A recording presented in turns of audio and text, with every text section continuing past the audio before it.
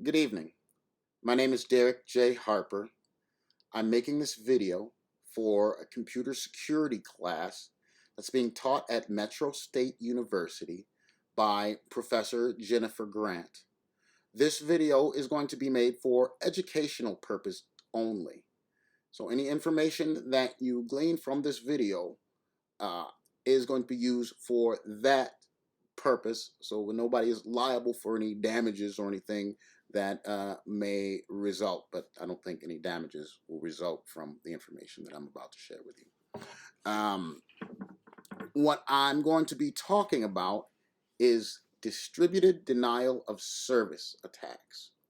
Okay, and what a distributed denial of service attack is a cyber attack in which the perpetrator seeks to make a machine or network unavailable to its intended users.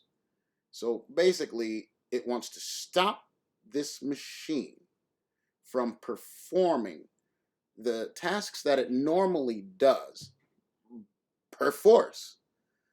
And what it seeks to do is overwhelm the target machine or the victim with lots and lots of frivolous internet traffic or frivolous internet requests. Okay, and what happens is these machines can be overloaded with these requests to the point where they are not able to function as they are intended, and they're not able to provide the services that they're meant to provide. Okay. Uh, what we'll start out is, what does it mean for something to be distributed? For the purposes of this video, for something to be distributed means that it's going to be running simultaneously across multiple machines. Okay. And these machines are going to be what are going to mount the attack against the victim. All right. What I'd like to do is draw an analogy to a local street gang. Okay. Because a DDoS attack is carried out by this network of computers. It's a whole lot of computers, and these computers are infected with what's called a bot. Okay, and what a bot is it's a piece of malicious software or malicious application that basically runs on a computer, and it tells a computer to complete some sort of basic menial task, something that normally a human could do, but a human would be much slower at doing it than this computer. So something like sending TCP packets at a rate such that a port or a machine could be shut down. This is what these attacks do. So what we have here is this analogy. I'm coming back to this analogy of the street gang. Okay, and first you have the attacker. And where I like to put the attacker is I like to put the attacker right at the top. Okay, we're going to go ahead and say that the attacker is the gang leader. He is the one with the goal of shutting off the service on the victim machine. And he wants to use his botnet, his gang, to do so by way of his distributed orders, his distributed bots to these distributed machines. Okay, so he might have a bot that says, oh yeah, send a packet to machine X. Okay, but he wants that bot to send that packet to machine X 50 billion times, or pretty much indefinitely, so that machine X just shuts down. And that's just one bot in his botnet. But he wants to completely overwhelm it, completely shut it down. So he's going to send his code to every bot in his botnet. So what I like to compare this to is you have your gang, you have your different charters, and they're going to answer to, their leader. So he sends out his orders, the code, the bot, to the different charters of the gang. The charters are the individual machines in the botnet. They're going to receive the bot code and execute it and send out all of those frivolous orders to the victim machine. Okay? That's going to be tantamount to the different charters of the gang.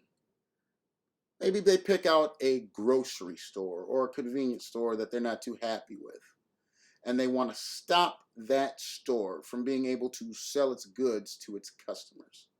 Okay, so what each charter does is sends as many members as it possibly can in the shortest period of time to the grocery store to stand in front of the door and block the customers that want to buy things from coming in.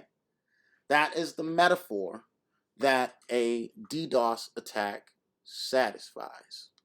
Okay, a DDoS attack is just like that situation with those gang members standing outside that store. They're not going to let anybody in. And the frivolous requests are not going to let any legitimate requests through to the victim machine, i.e., the attacker, gang leader, the botnet, gang, and the frivolous internet traffic represent the foot soldiers of said gang carrying out the menial task, the thousands and thousands, millions, hundreds of millions in some of these cases of TCP requests, packets being sent to victim machines to take all of these things offline.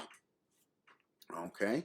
That being explained, what I'd like to do is go ahead and discuss some more influential or famous DDoS attacks. And where I go ahead and start with that is because I want to chronicle these things throughout, history. Well, not history, because we don't need to go back to the caveman or the dinosaurs or anything like that, but as far back as we'll say we can remember, this stuff being relevant. Uh, let's go to 2000. Okay, 2000, and what appropriate name for this guy, since we just made a gang analogy. Back in 2000, a fellow who called himself Mafia Boy decides that he's going to launch an attack. So, okay, here's some interesting things about Mafia Boy. Mafia Boy was a 15-year-old kid, and he launched an attack, a DDoS attack, that took down some pretty big dog companies. We're thinking companies like eBay, E-Trade, Yahoo, CNN. Uh, the way he did this thing was he hacked into networks at one of the local universities and used their servers as his botnet to mount his attacks. And he called it Project Revolta, but this is a 15-year-old kid. This is just, a boy who's bored with nothing to do. And he's able to go ahead and take down giants like that. And I'm pretty sure, being vulnerable to attacks like that had to say something about the credibility of the security for these big dog companies, that they could be penetrated by this 15-year-old kid calling himself Mafia Boy. Fast forward to 2015, the BBC hit with a DDoS attack. At the time, this attack is said to be the largest attack on record.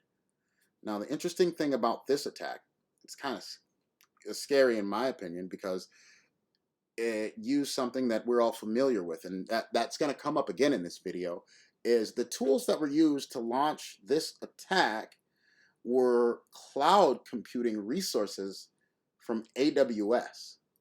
So what you have here is you have two very trusted brands. Once again, the BBC, pretty influential in their market, and AWS, which speaks for itself. But these are two brands that got touched. Okay, so big companies, big corporations, they might be big and powerful, but they're not impervious to this type of attack. 2016, they have what's called the Dyn attack.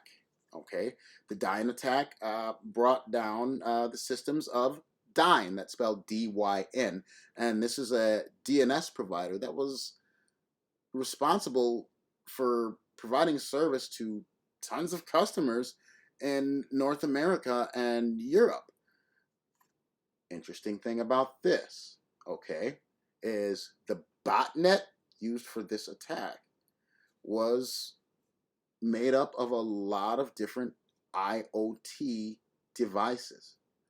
Okay, picture, if you will, your printer being used in this botnet, your IP camera being used in this botnet, your baby monitor being used in this botnet. You think about the mundane commonality of these type of things, and it really kind of goes to make you just realize how nasty these things are, how underhanded these things are, because they're taking these things that seem so innocent and turning them into vehicles of criminal enterprise, vehicles of criminal activity, gang activity, because that's what a botnet is. Remember, the botnet is a gang.